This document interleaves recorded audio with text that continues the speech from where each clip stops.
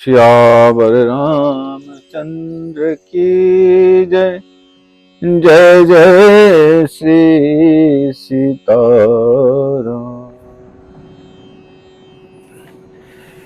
सभी जितने भी साधक मुझे देख रहे हैं, सभी को मैं प्रणाम करता हूँ, दंडवत करता हूँ। आज फिर से आपके संग सत्संग करेंगे। आज का सत्संग मैं गुरुदेव भगवान पे करूंगा, क्योंकि यदि इस जगत में भगवत प्राप्ति करना है तो हमें श्री सतगुरुदेव के श्री चरणों में रहकर ही उस परब्रह्म की प्राप्ति हो सकती है, नहीं तो दूसरा कोई और रास्ता नहीं है। तो इसलिए सबसे पहले हम गुरुदेव भगवान के श्री चरणों में प्रणाम करते हैं और उनसे ये कामना करते हैं कि आज का जो सत्संग हो, बड़ी जो सुंदर सुंदर गुरु चर्चा, जो ज्ञान हो, वो निकल कर आए, क्योंकि हम में उतना सामर्थ्य है नहीं कि हम गुरु की व्याख्या कर सकें। गुरु की व्याख्या तो वेद भी नहीं कर सकते, नारद सारद भी नहीं कर सकते। तो इसलिए हम गुरु के चरणों में प्रणाम करके आगे को बढ़ते हैं। गुरु नाम जहाज है, चढ़े सो उतरे पार। गुरु नानक देव जी बड़ा सुंदर शब्द कहते हैं कि गुरु नाम जहाज है। हाँ, ये बिल्कुल सत्य है। गुरु नाम ही जहाज है, चढ़े सो उतरे पार। जो इस पे चढ़ गया एक बार, वो पार लगा देगा। ये फिर गुरु की जिम्मेदारी हो जाती है कि वो उसको पार लगाता ही लगाता है। उसमें कोई भी संशय नहीं है कि भाई कोई संशय पैदा हो जाए किसी प्रकार का, कि कहीं कुछ बीच रास्ते में कोई रुकावट, बिल्कुल नहीं। पूरी जिम्मेदारी गुरु की हो जाती। अब यहाँ नाम को देखना पड़ेगा, है ना। नाम गुरु प्रदत्त जो भी नाम है वो साक्षात गुरु ही है, गुरु से भिन्न नहीं है ना। तो उसको जब हम अपने हृदय में धारण करते हैं और उसका चिंतन करते हैं, मनन करते हैं, है ना, तब वो प्रफुल्लित होता, मतलब अंदर में वो बढ़ता है। उससे निकलने वाला आत्म ज्ञान कल्याणकारी होता है। जिसके पास ये गुरु का दिया हुआ मंत्र है, माने उसके पास इस जगत की सबसे बड़ी शक्ति है, जिसके द्वारा वो उस परब्रह्म तक पहुंच जाएगा। इसमें कोई भी दूसरा रास्ता, ये सत्य है, सत्य है और सत्य है, इसके अलावा कुछ नहीं है इसमें। तो इसलिए गुरु की महिमा अथाह है।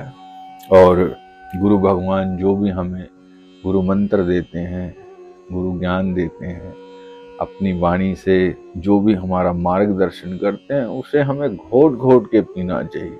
अपनी अंतरात्मा एक एक रोए रोए में उसको हमें वेदना चाहिए। उस मंत्र के द्वारा हम अपना कल्याण कर सकते हैं, हम उस उच्च ज्ञान की प्राप्ति कर सकते हैं।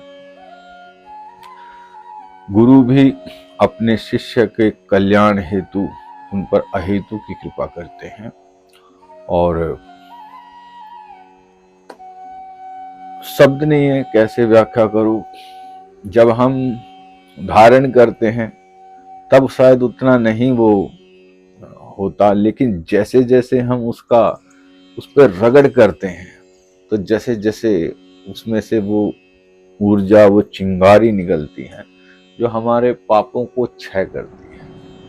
हमारे कितने ही जन्म जन्मांतर के जो पाप, जो बड़े बड़े पहाड़ है ना, इकट्ठा कर लिए हैं हमने जाने अनजाने में, उनको नाश करता है। ये गुरु का दिया हुआ नाम वो नाश करता है, इसलिए वो जहाज है और उस पर चढ़कर ही हम पार लग सकते हैं। जितने भी इस सनातन के शाखाएं हैं,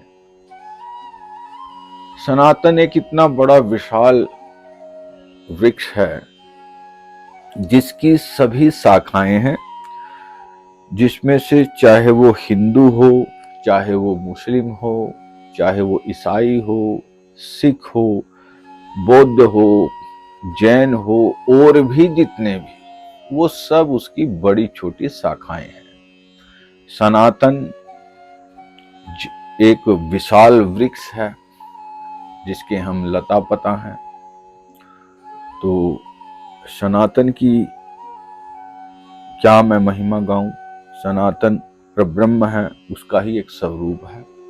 इस पर फिर किसी दिन चर्चा करेंगे। आज गुरु की बात चल रही है तो गुरु पर ही चर्चा करेंगे। गुरु हमें पात्र बनाता है ना। हमारे भीतर के जो ये बर्तन है, हमारा ये शरीर रूपी, इसको साफ करता है और साफ करके इतना निर्मल कर देता है कि फिर उसमें जो भी सार को वो ग्रहण कर लेता है, माने वो हंस की तरह हो जाता है। बाहरी जो भी ज्ञान है वो उसमें से उतना ले लेगा जितना सत्य है और बाकी को छोड़ देगा। आज हम देख रहे हैं अपने चारों ओर, हम देख रहे हैं कि ज्ञान के साथ अज्ञान भी लगा हुआ है। 100 बात में से एक बात कुछ सत्य निकल कर आती है, लेकिन वो जो उसके आसपास जो झूठ है वो उस एक सत्य को भी दबा लेता है। और यही कारण है कि हम विचलित हो गए हैं, अपने पथ से भटक गए हैं। तो इसलिए हमें गुरु की शरण लेनी चाहिए और गुरु के चरणों में रह करके हमें उनके मार्गदर्शन में ज्ञान प्राप्त करना चाहिए कि सत्य और मिथ्य में कैसे भेद करें। जब हम सत्य और मिथ्य में भेद करना सीख जाएंगे, हमारी जो विवेक शक्ति है वो जागृत हो जाएगी, तब ही हम उस सत्य के मार्ग पर चल पाएंगे। नहीं तो हर कदम पर साधक एक गिरने की स्थिति में रहता है।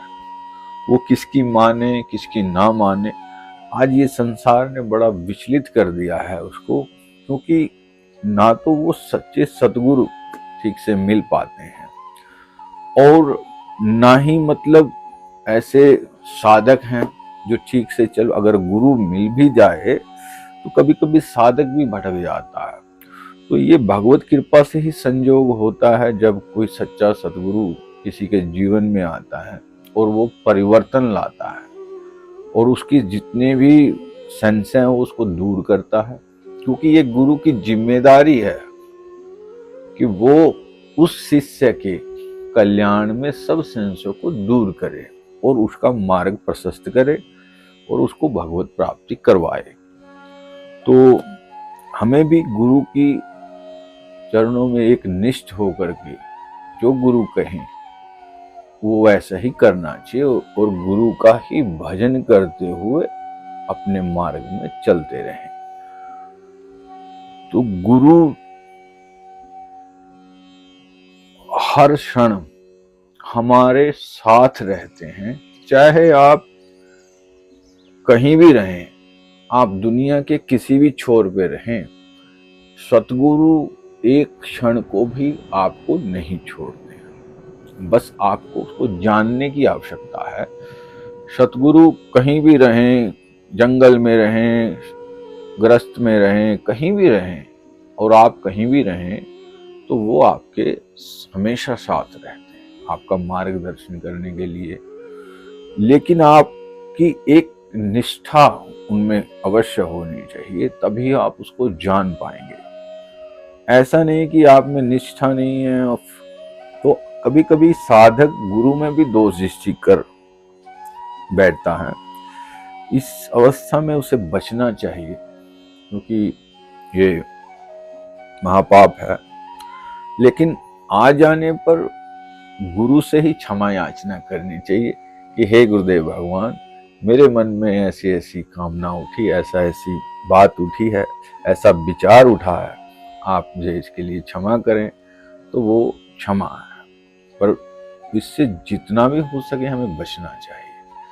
और बचते हुए जब हम आगे बढ़ेंगे तो गुरु शक्तियां हमारे आसपास काम करती हैं, हमें हर उस गिरावट से बचाती हैं जो इस साधन मार्ग में गिरने के जो भय बने रहते हैं, उससे हमारी रक्षा करती है। तो ऐसे करते करते साधक जब एक अवस्था में पहुंचता है, तब उसको अनुभव होने लगते हैं कि हाँ, अब भजन जो है वो बड़ा अच्छा चल रहा है और गुरु की कृपा हो रही है। तो उसकी जो भजन की जो प्रक्रिया है उसमें और बढ़ोतरी होती है। मतलब वो संतुष्ट नहीं हो पाता उस भजन में, और वो लगा रहता है। और सबसे अच्छा भजन होता है कि भाई एक आसन में तो हम करते ही हैं गुरु का भजन, लेकिन यदि हम चलते उठते बैठते सोते जागते हर अवस्था में उस नाम की, गुरु के नाम की अगर हम करें, तो वो और तेजी से हमारे जीवन में प्रकाश लाता है। हमारी और ज्यादा गुरु के चरणों में भक्ति बढ़ती है, भगवान के श्री चरणों में भक्ति बढ़ती है, और वो साधक बहुत जल्दी ही तर जाता है। तरने का मतलब ये है कि मतलब इस भव सागर से वो उपरांत हो जाता, ऊपर उठकर देखता कि वो देखता कि वो ये तो माया का संसार है। वो जान लेता है कि ये कैसे काम कर रहा है, किस प्रकार से यहाँ मोह काम करता है, क्रोध काम करता है, लज्जा काम करती है, जितने भी गुण और अवगुण वो सब कुछ देखने लगता है। लेकिन वो रहता सम है। अगर उसको अवगुण भी हो जाए तो भी वो उन अवगुणों की निंदा नहीं करता, और गुण दिख जाए तो उन गुणों में वो विशेष रुचि नहीं रखता। तो इसलिए वो सम हो जाता है और सब कुछ देखता हुआ गुरु चरणों में और भगवान के श्री चरणों में अपने मन को लगाए हुए भजन करता रहता है। ये उसकी अवस्थाएं हैं। आगे आगे जैसे जैसे वो बढ़ता है, उसको और ज्यादा प्रकाश समझ में आता है। अपनी विवेक शक्ति का स्तर वो इतना ज्यादा बढ़ा लेता है कि सम शास्त्र भी सम उसके अंदर फूट पड़ते हैं। मतलब उसका भले उसने कुछ नहीं पढ़ा है अपने जीवन में, कोई किताब शास्त्र, अगर वो भजन करता है लगनता है, तब शास्त्र स्वयं ही उसकी वाणी में अपने आप बोलने लगते हैं। उसको कुछ भी करने की आवश्यकता नहीं है। अगर वो एक बार बोलने लगा तो स्वयं उसकी जिह्वा पे महादेवी बैठ जाती है, और वो जो भी कहता है वो सब सत्यता ही कहता है, शास्त्रों के अनुसार ही अपने वक्तव्य को रखता है। जो किताबें हम शास्त्रों की पढ़ते हैं, हो सकता है वो वाक्य वैसे ना हो, लेकिन वो एक ऐसे सत्य सरल वाक्य प्रस्तुत कर देगा जो बिल्कुल उन्हीं से मिलान करते हैं। बस उसकी शैली अलग होगी बोलने की, और होगा वो सत्य ही। तो इसलिए इतनी शक्ति गुरु में है, जो हमारे कल्याण के लिए, हमारे हित के लिए सदा लगी रहती है। इसीलिए गुरु महान है, गुरु महान है, गुरु महान। और बिल्कुल ठीक कहा गुरु नानक देव जी ने कि नानक नाम जहाज है, चढ़े सो उतरे पार। ये तन विष की बेलरी और गुरु अमृत की खान, और सिर दिए जो गुरु मिले तो भी सस्ता जान, तो भी सस्ता जान। तो भी सस्ता है। अगर सिर देने से भी सदगुरु मिल जाए ना तो बहुत सस्ता है। इसी के साथ आज अपनी इस सत्संग वाणी को यहीं विराम देते हैं। जय जय श्री सीताराम। जय जय सतगुरुदेव भगवान की जय। जय सीताराम।